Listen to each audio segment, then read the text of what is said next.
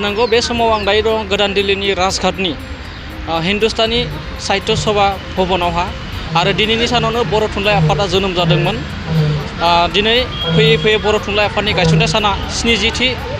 बोसोर जाबाय एबा आगान होबाय। दिनै जोंनि बर' थुनलाइ आफादनि 70थि गायसननाय सानखौ खुंनो थाखाय गोदान दिल्लीनि गान्धी हिन्दुस्तानी साहित्य सभायावहा खुंनो थाखाय लाहार फाहार खालामनाय जादों। बे समाव जों फिन आरोबाव जों दुलाराय बर' फरायसा आफादनि आफादगिरि दिपेन बर' सार बिथांनिसिम जों माखासे दिनै हाबाफारिखौ लाना जों मिथिनो लानो सार बे समाव दिनैनि समाव मा फोरमायनो थाङो सारनिफ्राय लाबाय। दिनै बर' थुनलाइ आफादनि जोनोम सान आरो बर' माहारिनि थाखाय बे जारिमिनारि मोनसे गोथार सान आरो बयनिबो गोसोआव 16 नभेम्बर बे साना फैयोब्ला मोनसे गोग्गानाय आरो माहारिबादनि फारसे अनसायनाय बर' राव थुनलाइ बर' बिजोंनि फारसे जोंनि जि बाउसोमनाय आरो जोंनि अनसायनाय बे जेब्लाबो जोंनियाव गोसो मोदोम बियो मेलेमाव जेब्लाबो रिंखांफैयो। आरो थांनाय 1952 मायथाइयाव दिनैनि सानाव बर' थुनलाइ आफादा जोनोम मोनदोंमोन आरो राव थुनलाइनि हाबा मावनायजों लोगोसे बर' माहारि थांना थानायनि थाखाय गार्जेनशिप बा बे माने रलखौ बर' थुनलाइ आफाद बे आफाद हिसाबै लाबोदों आरो गासै बर' माहारियानो जों जेरैखि जायगायाव थाया मानो बुहुमनि जिखि खना खनलायाव थाया मानो भारतआव बा आसामाव बा बड'लेण्डआव बयबो बर' थुनलाइ आफादनि बे जोनोम सानखौ गोसो गोरबोजों बजबनानै बयबो खुंबोदों फालिबोदों अनसायबोदों आरो बिनि गेजेरजों बे आफादनि गेजेरजों आरो बे खुंनायनि गेजेरजों दिनै बर' हारिया जाय बिश्वनि पण्डितफोरा भारतनि पण्डितफोरा बुंदों खोब खम समनि गेजेरावनो बर' माहारिया दिनै राव थुनलाइयाव माने जोबोद स्पिडै जौगानो हादों। दिनै आसाम आरो भारतनि कन्टेक्सआव नायोब्ला बर' रावा दिनै भारतनि 90थि सिडुलाव जों सहैबाय साहित्य एकाडेमि मोननो हाबाय। दिनै Bodoland university Guwahati university Dibrugarh university आरो गोबां माखासे इउनिभारसिटियाव मास्टार डिग्री जों फरायनो हायो PhD लानो हायो। दा बे मोनसे केटेगरि नेसनेल लेभेलनि बा इन्टारनेसनेल लेभेलनि जोङो जिखिनि जोंनि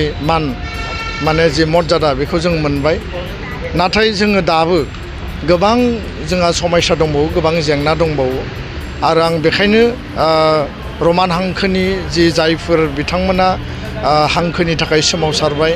आरो जाय व्यक्तिफोरा बिर जोहोलावजो बिथांमोना दिनै शहीद जाबाय मुंख्लं जाबाय बिथांमोननि जिउ आत्माया आलो गोजोनै सोरगोआव थानो हायो आं बिनि थाखाय इसोरनियाव आर'ज गाबबाय। बर' राव थुनलाइनि थाखाय बाउसोमनानै गावनि गासै जिउखौ जायफोरा बाउसोमनानै दिनै बे मुलुगनिफ्राय माने बिदाय लाबाय जायफोरा सोरगोआरि जाबाय बिथांमोननि आलो गोजोननि थाखायबो दिनै बे मुलुगनिफ्राय माने बिदाय लाबाय जायफोरा सोरगोआरि जाबाय बिथांमोननि आलो गोजोननि थाखायबो आं इसोरनियाव आर'ज गाबबाय। दिनै जोंहा बर' बिजों बर' रावनि जेंनाया दाबो दङ आरो बे जेंनाखौ जोङो सुस्रांनानै बेखौ जों एडभान्टेजाव कनभार्ट खालामनांगोन। खारन दाबो बर' मिडियाम स्कुला सिंगोल टिचार दङ 0 टिचार दङ बे बड'लेण्डआवनो होन बा आसामावनो होन आरो गोबां स्कुला दिनै भेन्सार जानानै दङ। BTR रेकर्डआव स्कुल प्रभिन्सियेलाइजेसननि बाथ्राखौ स्पष्ट लिरनाय दङ आरो बर' राव थुनलाइ बर' बिजों आरो बर'नि क्वालिटि इडुकेसनखौ नागिरनानैनो जोङो बर' मिडियाम स्कुलखौ प्रभिन्सियेलाइज खालामनायनि थाखाय बेयाव दफायाव लाबोदों। खिन्थु आसाम सरकारा बेखौ एसे डिले खालामदों जायनि थाखाय जोङो प्रेसार बिल्डिं खालामदों आरो बिथांमोना दायो कलेजखौ प्रभिन्सियेलाइज खालामग्रोनायनि खोथाखौ होदों। थेवबो दाबो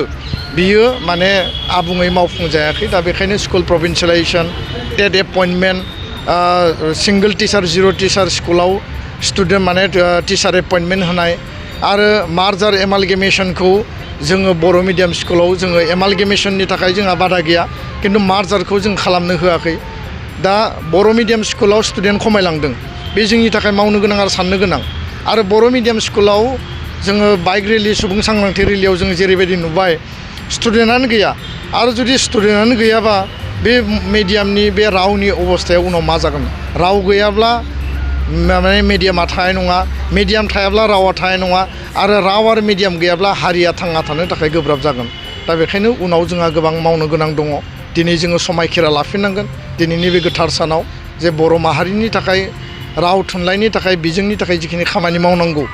बिनि सायाव जों मोजाङै खामानि मावनांगोन बर' मिडियामजों क्वालिटि इडुकेसन लानो हायो बर' मिडियामजों डाक्टार इन्जिनियार जानो हायो IAS IPS जानो हायो बियो प्रुफ जाबाय बेखौ आरो गोदानै बुंफिननांगौ गैया आरो मिडियाम आरो रावनि सायाव जोंनि ट्रास्ट जोंनि बिश्वासा थानांगोन खोथाखौल' बुंबा जानाय नङा जों हाथे कामे जों बयबो मावनांगोन आरो बजबनानै लानांगोन दा बेखायनो आङो दिल्लीयाव दिनै जि बर' थुनलाइ आफादनि जि जोङो बर' थुनलाइ आफाद गान्धी हिन्दुस्तानी साहित्य सभा दुलाराय बर' फरायसा आफाद दिल्ली बड' एस'सियेसन जोङो जयेन्टलि दिनै खुंदों बिनि मोननै उद्देश्य दङ मोनसेया जाबाय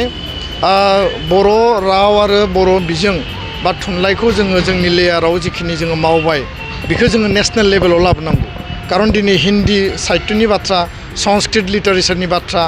बा दिनै बेंगलि लिटारेचारनि बाथ्रा माराठी बा पान्जाबी बा गुजराती बिथांमोना नेसनेल लेभेलाव गावबा गावखौनो दिनै एक्सपान्ड खालामदों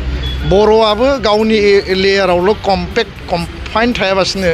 लिंगिस्टफ्रा फैयो बा साहित्यिकफ्रा फैयो बिथांमोनखौ लेंहरनानै दिनै मिथिहोनांगोन आरो गुबुन मोनसेया जाबाय राष्ट्रीय जि माने मुल धारा जि मेन स्ट्रिम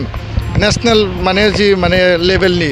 बेयाव दिनै जोंखौ इस्टाब्लिश खालामनो जों हाबाय आरो दिनै गान्धी हिन्दुस्तानी साहित्य सभाया बर' रावखौ 90 सिडुलाव सोसननायाव जेरैबायदि प्रफेसर रमेश भरद्वाजआ मदद होदोंमोन बै समाव UG ब्रह्म प्रफेसर रमेश भरद्वाज आरो डक्टर मुरली मोहन जोशी बै समनि माने इउनियन HRD मिनिस्टार बिसोरनि नाजानायावनो 2003नि BTC सुक्तियाव बर' रावा 90 सिडुलाव जायगा मोन्दोंमोन दा दिनै गान्धी हिन्दुस्तानी साहित्य सभानि बे केम्पासाव बर' सेन्टार फर बड' स्टाडिज